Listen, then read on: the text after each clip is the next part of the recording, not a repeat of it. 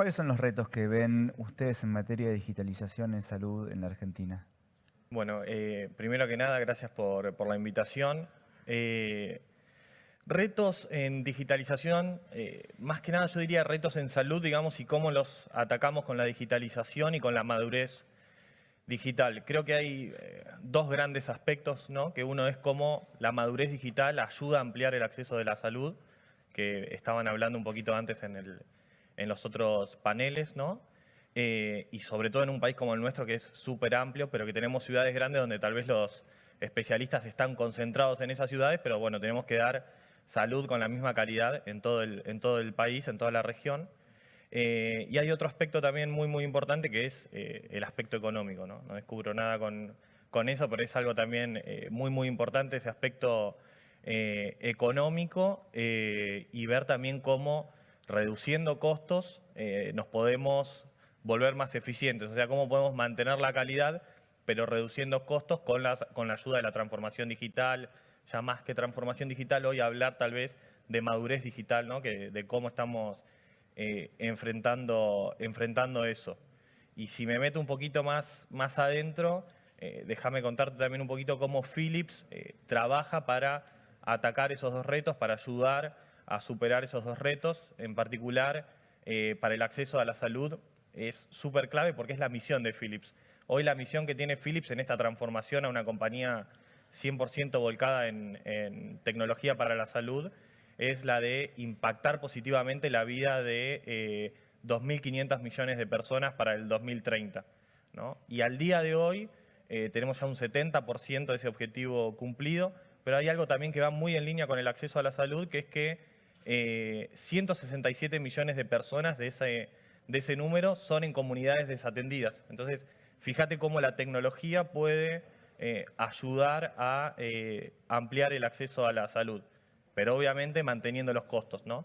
Que es el otro aspecto muy importante y cómo también ahí Philips tiene el desafío nosotros de ayudar a nuestros clientes a que tengan siempre la última tecnología, la mejor tecnología, y es parte de ese desafío, de esa transformación que está teniendo Philips hoy, porque eso es importante también. Philips tal vez es una compañía que se va transformando constantemente.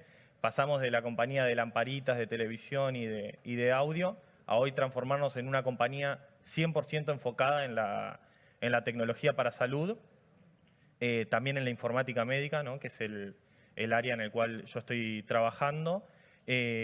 Y bueno, y Philips también empieza una transformación en la cual va haciendo spin-off de algunos de sus negocios, como por ejemplo, hace un tiempo atrás audio, TV luego, el último año se hizo el spin-off de la línea de pequeños electrodomésticos, y todo eso va en reinversión a lo que es tecnología para salud. ¿De qué manera la tecnología ayuda a ampliar el acceso a la salud?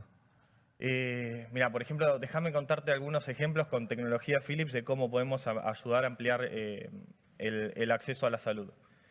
Hoy se habla muchísimo de telemedicina, telediagnóstico, o sea, son cosas que las escuchamos todo el día y que, como hablábamos, la madurez digital ayuda a poder ir creciendo en ese sentido. Por ejemplo, no sé, Philips tiene un ecógrafo portátil que uno usa el teléfono para ver las imágenes del ecógrafo, conecta el transductor y puede en cualquier lado, no sé, una persona que tenga la capacidad de tomar una imagen en una comunidad desatendida, tomar una imagen de una ecografía para hacer un diagnóstico rápido, preventivo, precoz, y que un especialista en cualquier otro lado del mundo esa imagen se suba y la pueda estar diagnosticando, y después ese paciente tenga acceso a través de un teléfono, desde cualquier plataforma digital. Entonces ese es un ejemplo de cómo rápidamente la tecnología ayuda a llegar a lugares que es difícil de llegar sin la tecnología. Y hay otro ejemplo también muy innovador de Philips que está muy interesante para contar, que es cómo estamos trabajando en la anatomía patológica digital, que es un escáner que lo que hace es digitalizar las muestras que antes se veían con el microscopio. Entonces eso lo que me permite tal vez es digitalizar una muestra en un lugar muy lejano, digitalizo esa muestra, y la anatomía patológica requiere de alguien muy específico para diagnosticar ese cáncer en cualquier otro lugar del mundo. Al digitalizarlo puedo estar viéndolo desde otro lugar del mundo, disminuir tiempos de atención, mejorar la vida de ese paciente.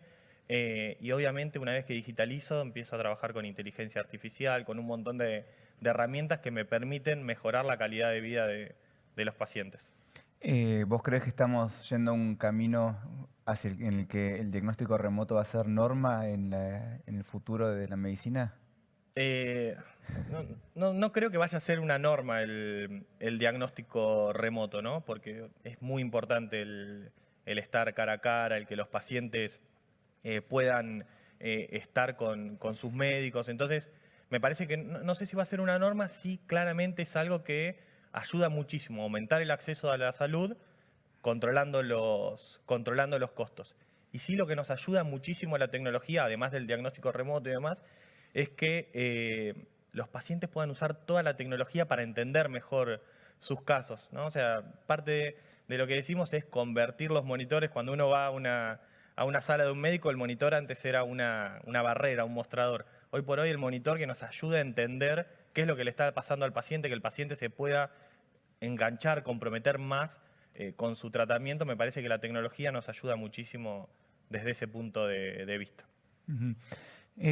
La pandemia trajo tensiones a todo el sistema de salud en todo el mundo y de alguna manera se logró dar una respuesta, mejor o peor.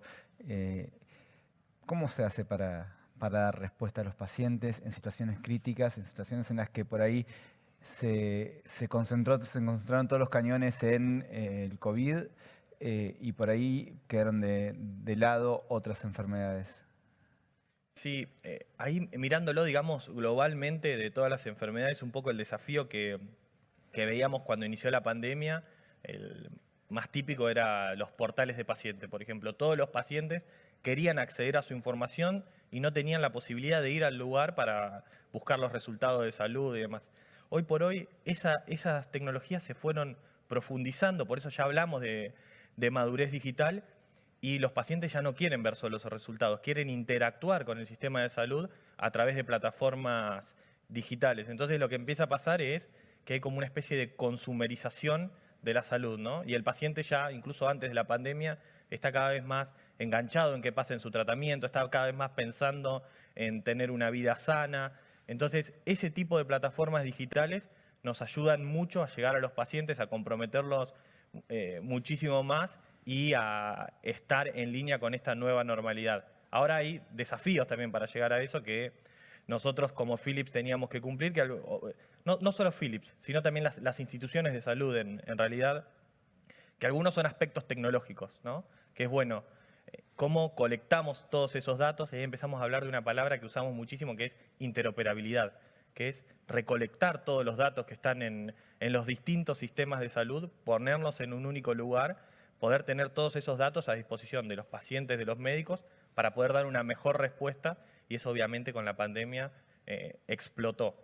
Y también para llegar ahí, en realidad lo que tuvo que pasar es que haya una estrategia clara de antes. Y ahí yo creo que respecto a la pandemia, Philips tuvo una ventaja muy grande, que es que empezó a entender todo esto de la consumerización de la salud, de cómo los pacientes están comprometidos con su tratamiento mucho antes. Entonces, hace ya 10 años que Philips empezó una etapa de inversión, de compra de compañías de informática médica para enriquecer su portafolio, articularlos y poder dar una respuesta que, claro, ahora en la pandemia nos agarró con un envión muy importante. Entonces, para nosotros fue mucho más sencillo poder ayudar a los clientes en esta explosión que fue la pandemia, que es un poco el ADN de Philips, ¿no? Y es ver de invertir antes de que sea necesario. Entonces, eso nos ayuda mucho a encontrarnos mucho más acomodados hoy por hoy y no haber sufrido tanto esas tensiones que se vieron durante la pandemia.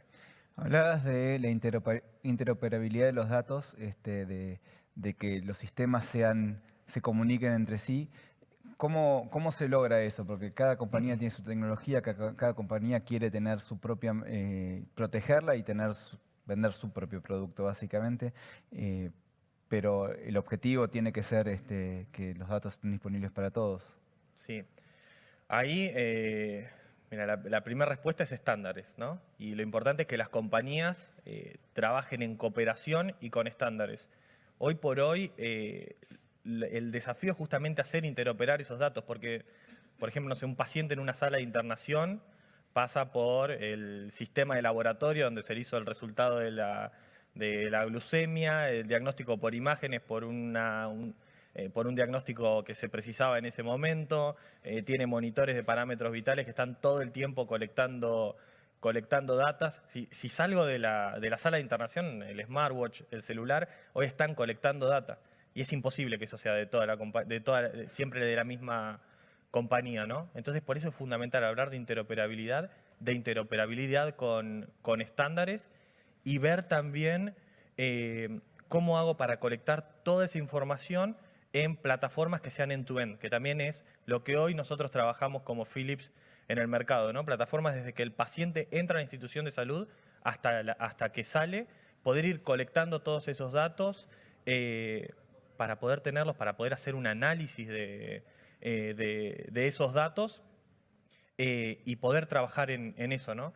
Y eso es lo que nos va a ir llevando en el camino de lo que es la medicina de precisión, poder generar esos data lake, esos data warehouse en los cuales podamos hacer analytics de esos datos, nos van a poder permitir ir hacia la medicina de precisión, que básicamente es, yo tengo todos los datos de esos pacientes en una única plataforma que está interoperando con otras y puedo registrar cómo evolucionó ante cierto tratamiento, compararlo con un grupo similar al grupo de ese paciente, ir tomando decisiones basadas en los datos de manera inteligente y adecuadas para ese paciente en particular o para ese grupo de pacientes, ¿no? Y ahí es donde Philips desarrolla estas plataformas end-to-end, que es un suite de plataformas que llamamos Philips Health Suite, que son plataformas para informática para radiología, informática para cardiología,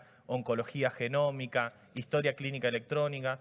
Todo eso es lo que estamos desarrollando hoy para poder traer a las instituciones de salud.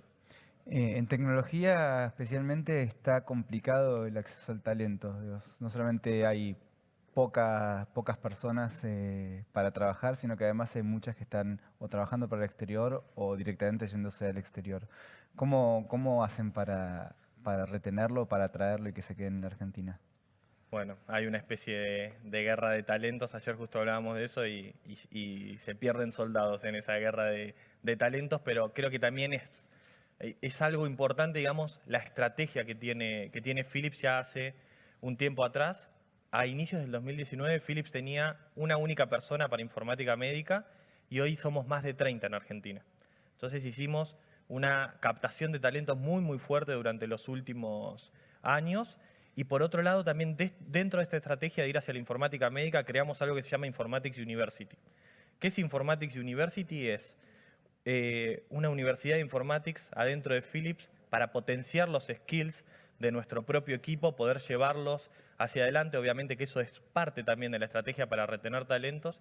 Y como te decía también que hay otras líneas que vamos haciendo spin-off.